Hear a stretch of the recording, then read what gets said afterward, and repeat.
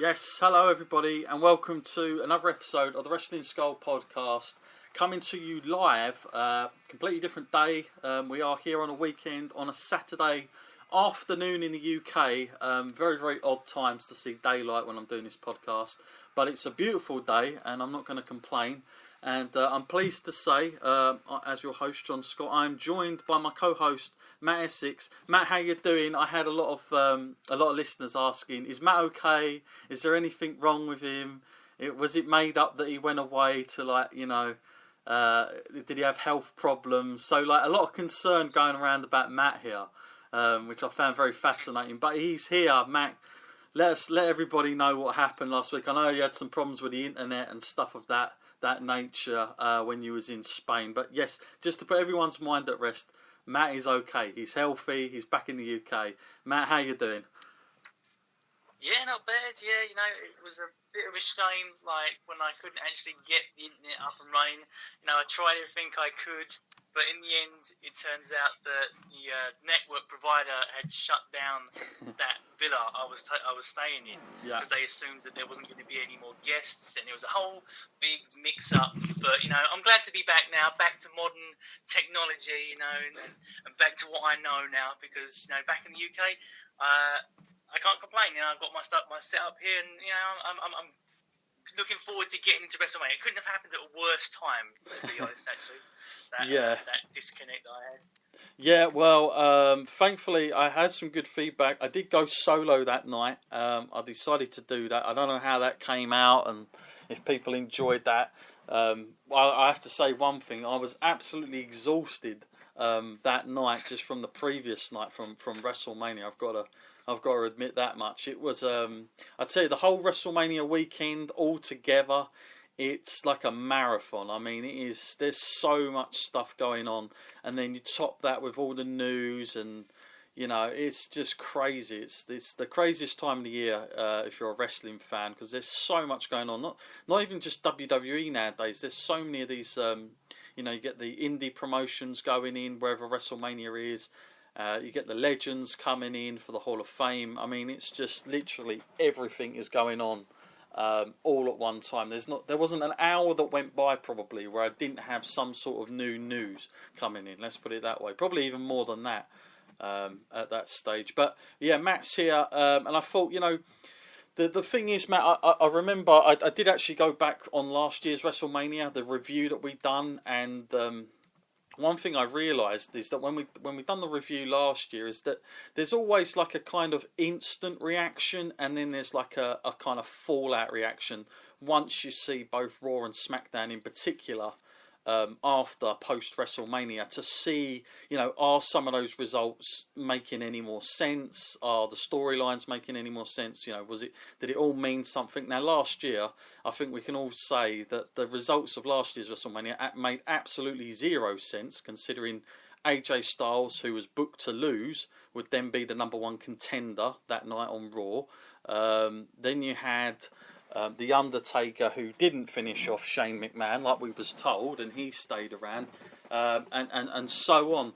Matt, first of all, I just want to go through some of the matches, obviously while you're here as well, just to hear your feedback and fallout of it. Obviously, lots of things to talk about, but first of all, AJ Styles and Shane McMahon, Matt, I mean, what did you take away from that? Because obviously everybody, I mean, I've had a few people say it was the best match of the night. I'm not sure I'd go that far, but it was a welcome surprise. I said on the podcast last week, the only issues I had with it was the fact that I didn't like the idea that Shane was getting in more punches than any of the other roster guys that have faced AJ Styles. That includes John Cena, by the way. Those things I didn't like, and I didn't like the idea that he kicked out of the Styles Clash. Other than that, I thought it was a pass. What did you think of that match, Matt? And obviously, now we've seen SmackDown as well this week. Have you seen all that now that we've got past WrestleMania altogether? I'm much along the lines of thinking that you are. That it was quite a pleasant surprise, and I wouldn't go as far to say that it was the best match of the night, but I feel like they did work well together, and I don't know whether it was a case of AJ just like anybody that gets in the ring with AJ, he can make them look good, or whether like they just came together on the night and just really did put in top-notch effort for both guys.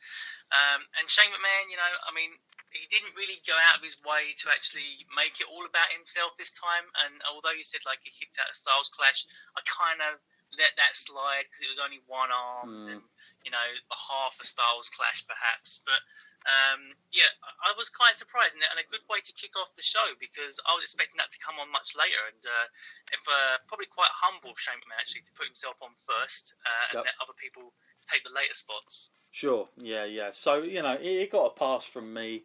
Obviously, in hindsight, I would have liked to have seen AJ up against somebody a little bit better, in terms of that it was going to be HBK at one point. I don't know how it got to HBK to Shane, but yeah, it's a bit like the Undertaker last year. Was going to get John Cena, but then ended up with Shane. You don't know how these things happen, but like Shane seems to be the go-to guy. If you need the star and someone's injured, and they're not willing to come back, you get Shane in for some reason. So yeah, that was fair enough. Obviously, Kevin Owens, Jericho. I think we both kind of called it that we would foresee Owens going over on this one. Pretty impressive match, I've got to say. I enjoyed it, and I guess going forward for Kevin Owens, hopefully there's something there for him to build on that US title. But is it a bittersweet pill to swallow in a little bit, Matt, considering he was the Universal Champion just a month ago or whatever it was? Yeah, I would have liked to have seen it been for the Universal title. It would have meant that much more. It's just something was off about this match to me. Just like after I'd seen the Shane McMahon one and everything, and then this one came on, this kind of felt like a little bit of a break, a little bit of breathing space. Yeah. I wasn't kind of blown away by it like I was assuming that I would be, that these guys would put on like the performance of a lifetime. It kind of felt like they never really got out of like the third gear. I'm not quite sure what it was about that, but it just left me kind of like wanting more at the end of that. Yeah, almost like something was kind of missing. I guess from that. I mean, I didn't mind it too much. I enjoyed the story that they told, and I felt like they've done as good a job as they could. Again, I'm not sure I would have gone into that so soon. I would have liked to have seen it go towards maybe a SummerSlam or something like that, and maybe these two just do like maybe they get involved with a tag team or something like that. But it was what it was, and obviously the title changed, and the result was right. For sure there. So, I guess you can't grovel too much coming out of that in that regards. Matt, as far as some other stuff that happened, obviously now the women's title, it wasn't a very lengthy match in terms of what it was, but, people, they've kind of been 50-50 on this one. I've had the reaction of it was good enough. Other people saying it was terrible. Where do you stand with the women's match that night? And obviously coming out of that now, Matt, going forward, that they, I guess in a sense they tried to make it seem like Bayley's retained and she's the real deal. But it would have been better if she'd have won it there, in my opinion. It would have made more of a statement. But what did you take away from that match, Matt? Yeah, I would have much preferred it if this was the moment when she won the title. And even though I came into this match with kind of like worries about it being an elimination style match, that it might damage some of their kind of reputation being eliminated, like it actually did some good in strengthening some reputations. Like it took all three of them to eliminate Nia Jax, making her look strong, which I thought was a good idea. And Sasha smacking her face on an exposed turnbuckle, you can't question that really. So that was a good way of eliminating her. And then coming down to the singles one-on-one, like with Bayley and Charlotte, which is kind of the story they wanted to tell anyway. But yeah, I just feel like it would have been better if Bayley had won the title like on that night rather than just retained it, because it just didn't have that story tale, like fairy tale kind of ending. Yeah, I think that's fair enough. Yeah, for some reason, I just, even though Bailey won, I still didn't really believe that she's the real deal. I'm still not getting that. I still feel like the way they even brought the girls out, it still seems like Charlotte is the main star. She come out last. I kind of feel like Charlotte is still the one that's mostly over out of them, and I just kind of feel that it's very difficult now to make Bailey seem like her equal as it stands at the moment. But of course now, one of the biggest pops of the night, Matt, was the return of the, I suppose, Hardy Boys, aka Broken Matt and Brother Nero, however we're going to identify them currently at the moment.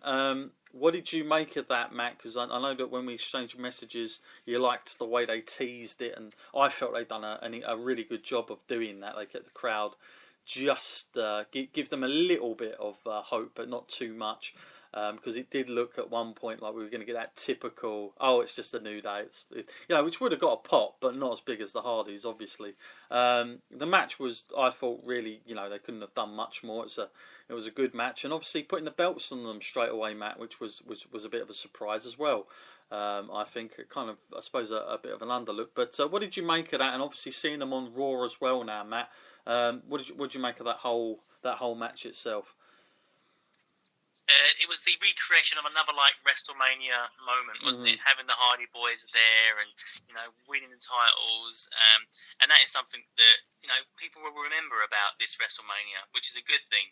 And I did kind of like the way they did it, like you said. I mean, it did look like it was going to be a New Day, so it was a really big surprise when the Hardys came out. I mean, I know it had been bounced around with the rumours that they might make an appearance, but nothing was concrete and nothing was solid.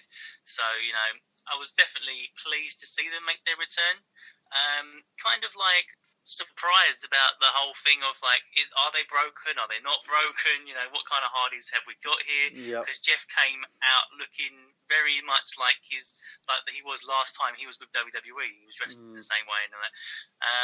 So I'm very interested to see what direction they take from this now. But I think it's definitely healthy for the tag team division, because now it seems like things are really picking up in the tag division, which had been quite stale for a long time now.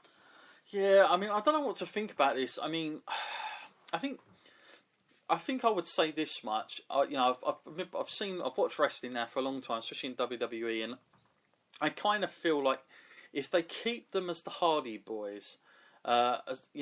I'm not disputing they're not a popular team, but I just, as an example, and I know that people say they're completely different. They haven't got the star power of what Jeff has in particular, but when we saw the Dudleys come back, Matt, I mean, they got a huge pop as well. And, in the end, once WWE kind of got fed up with them, they just ended up putting over other people, and they would just become sort of whatever WWE needed them to be. I got this feeling if they're just going to be the tag team of the Hardys, that maybe you'll get a good 6 months, but then that sort of may wear off quite quickly. This is why I think that it would be important that they kind of need to recreate themselves again, either individually or together, but maybe something just more than just the Hardys. Now, from what we're getting with this whole Broken Matt situation, Matt, is that the idea that TNA, they own that kind of creation. Now, people were emailing in asking, have they got those names trademarked? Well, first of all, you can't trademark a word delete. So if, for instance, WWE wanted to sell a shirt with delete on it, they could, but they couldn't do it with the font and the style that perhaps TNA sold it on. They wouldn't get away with that, but they could change it. They could sell merch off of it. But the problem is, I suppose, Matt, unless they get some sort of an agreement that comes out between Matt and TNA, for instance, I got a feeling WWE won't bother treading that ground, and perhaps WWE look at it like, well, you can't stop fans chanting whatever they want, so you can kind of give them that little glimmer. You can give it those little, subtle little moments, and the crowd gets into it without them needing to sort of make him full-fledged Broken Matt on screen, and they kind of get both of